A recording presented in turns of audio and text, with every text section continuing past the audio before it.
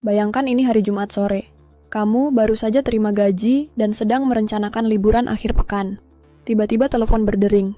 Ibumu di kampung jatuh sakit dan perlu biaya pengobatan darurat. Dompetmu kosong, tabungan habis buat beli laptop baru bulan lalu. Apa yang akan kamu lakukan? Inilah realita yang dihadapi jutaan orang setiap hari.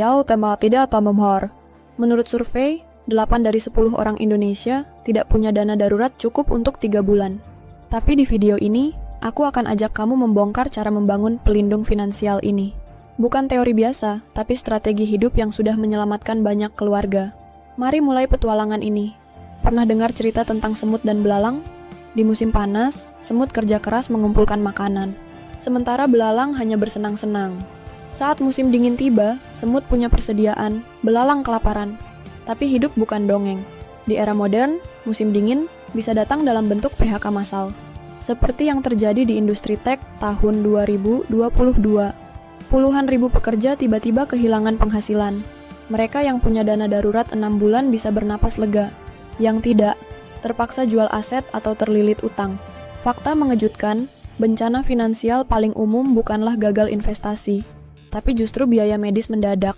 Survei tahun 2023 menunjukkan, 67% keluarga Indonesia pernah alami krisis karena biaya kesehatan tak terduga.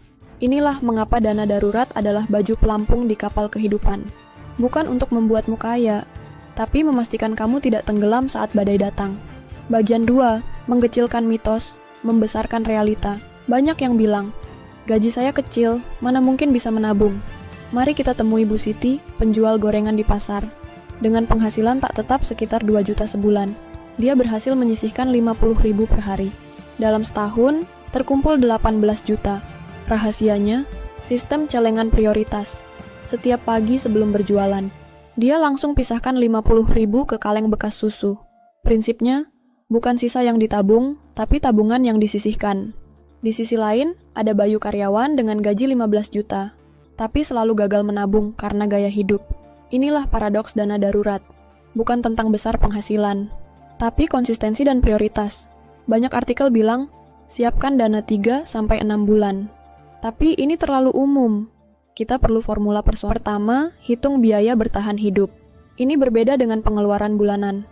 Misalnya, makan pokok 1 juta, listrik air 300.000, transportasi darurat 500.000, total 1.800.000. Kedua, nilai X faktor risiko. 1. Jika pekerjaanmu stabil, PNS, dokter. X, ilum 32. Jika freelance, project based. X, ilo 93. Jika punya tanggungan penyakit kronis. X, plus 1. Contoh, Andi freelance designer dengan biaya bertahan 2 juta. Faktor risiko X dan Y. Dana darurat ideal 2 juta X 6 ilon 12 juta. Tapi bagaimana jika penghasilan tak tetap? Gunakan rata-rata pengeluaran 1 tahun terakhir. Lebih akurat daripada patokan gaji. Penelitian Universitas Stanford membuktikan, otak manusia sulit menolak godaan saat melihat uang tunai. Inilah mengapa metode out of sight, out of mind efektif. Coba teknik tabung dulu, belanja belakangan. 1. Otomatiskan transfer ke rekening terpisah tiap gajian. 2. Gunakan bank berbeda tanpa aplikasi mobile. 3. Simpan kartu ATM di brankas terkunci. Ada juga metode uang palsu. Setiap belanja, bulatkan ke atas dan transfer selisihnya. Contoh, belanja 173.000. Transfer 27.000 ke dana darurat. Kisah inspiratif datang dari Rina. Dia menabung receh di botol mineral setiap pulang kerja. Dalam 2 tahun, terkumpul 4.800.000. Jumlah yang bisa menutup biaya servis motor darurat. Banyak-banyak yang salah langkah di fase ini. Menyimpan dana darurat di deposito atau saham. Padahal prinsip utamanya likuiditas instan. Rekening khusus di bank digital bisa jadi pilihan.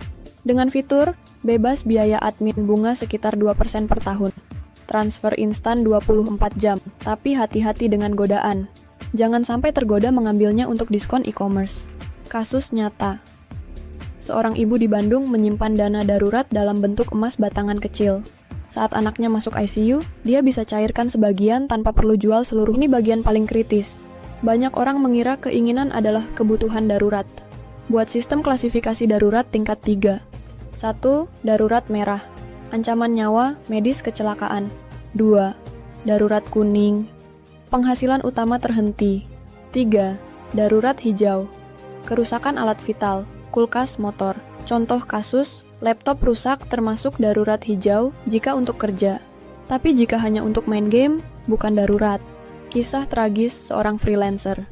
Dia menggunakan dana darurat untuk beli PS5 karena stres. 2 minggu kemudian, kontrak kerja diputus. Hasilnya, harap pinjam uang ke rentenir.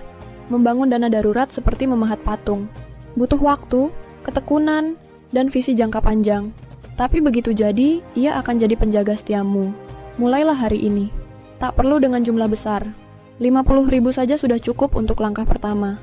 Jika kamu suka dengan konten seperti ini, klik tombol subscribe dan like untuk support channel ini. Dan share ke temanmu yang butuh insight seperti ini.